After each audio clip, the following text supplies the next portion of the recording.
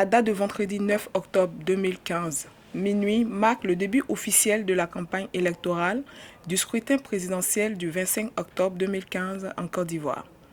En France, le lancement de la campagne du candidat du RHDP, le président sortant, Alassane Ouattara, aura lieu le samedi 10 octobre. Le directeur de campagne du RHDP en France, M. Nizako Vincent, et le superviseur général Ouattara Benichan ont donné cette information à l'occasion d'un point de presse le jeudi 8 octobre 2015. Dans le cadre des élections présidentielles d'octobre 2015, nous allons procéder à l'ouverture et au lancement de la campagne officielle le samedi 10 octobre à 19 h dans les locaux des salons Wilson à la plaine Saint-Denis. Ce serait d'abord une fête pour tous les Ivoiriens et ensuite on annonce l'ouverture de la campagne.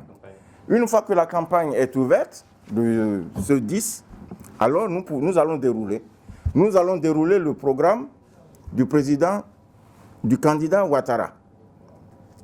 Et c'est pour vous dire qu'avec ce qui a été déjà fait, ce sera d'abord la continuation des bonnes habitudes que les Ivoiriens ont prises en économie comme en infrastructure pour que nous puissions dire on prolonge et voici les nouveaux chantiers. Il y a de nouveaux chantiers et ces nouveaux chantiers-là, ce sont des chantiers qui seront beaucoup plus politico-sociaux.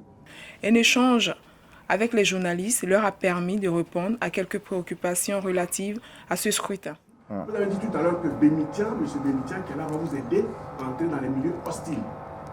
Alors, je voudrais que vous reveniez sur votre pensée et que vous nous identifiez les milieux dits hostiles que vous connaissez en France ici, dans lesquels le frère Benitian va vous introduire. Ensuite, M. Benitian a dit qu'il n'y avait qu'un seul bureau de vote. Je voudrais savoir si c'est pour toute la France ou alors juste pour l'Île-de-France, qui nous éclaire dessus. Et puis ensuite, la question qui vous concerne vous-même personnellement, sur l'actualité politique. Il s'agit que, en Côte d'Ivoire, les adversaires de celui que vous portez ici en France estiment qu'ils sont floués dans leur volonté d'aller à ces élections. Et l'opinion internationale a dénoncé récemment que les 100 millions que le candidat président Ouattara tient à offrir à ses adversaires, c'est une forme de corruption. Ce n'est pas moi qui le dis, c'est Amnesty International qui le dit, ce n'est pas Augustin Guégué. Vous qui êtes quand même quelqu'un d'important au sein du RHDP, est-ce que vous pouvez nous expliquer un peu ce qui se passe autour de ces 100 millions? Pour ce qui concerne les 100 millions, je veux dire que le président Ouattara, d'abord, est un homme très attaché à la loi, il est très attaché au droit, et moi je lui reconnais une certaine droiture.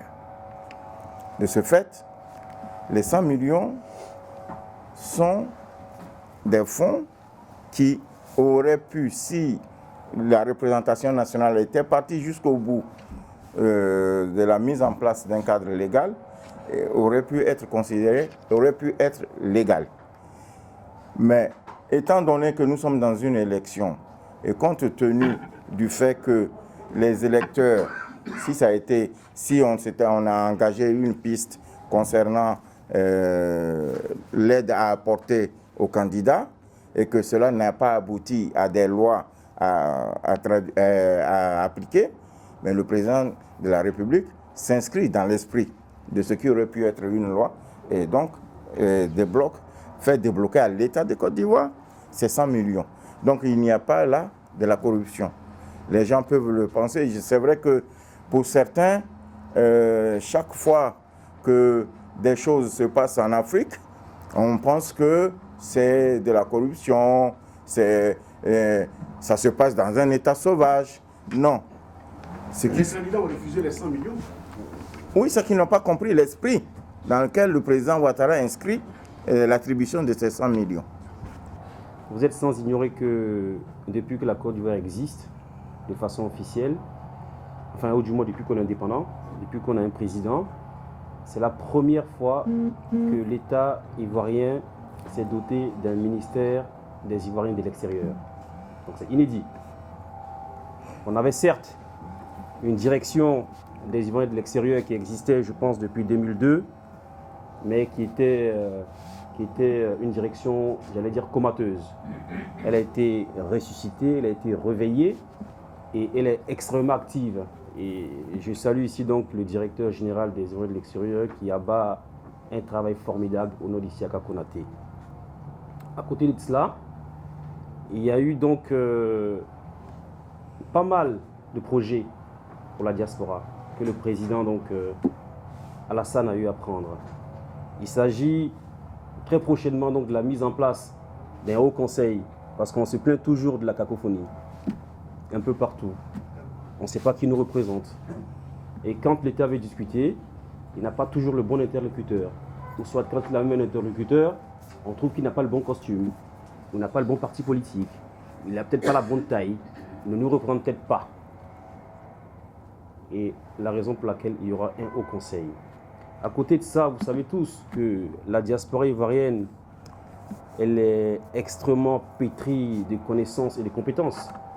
Et aujourd'hui, le concept même d'Ivoirien nouveau, on appelle donc à des compétences. Moi, personnellement, je ne suis hostile à personne et personne n'est hostile à moi.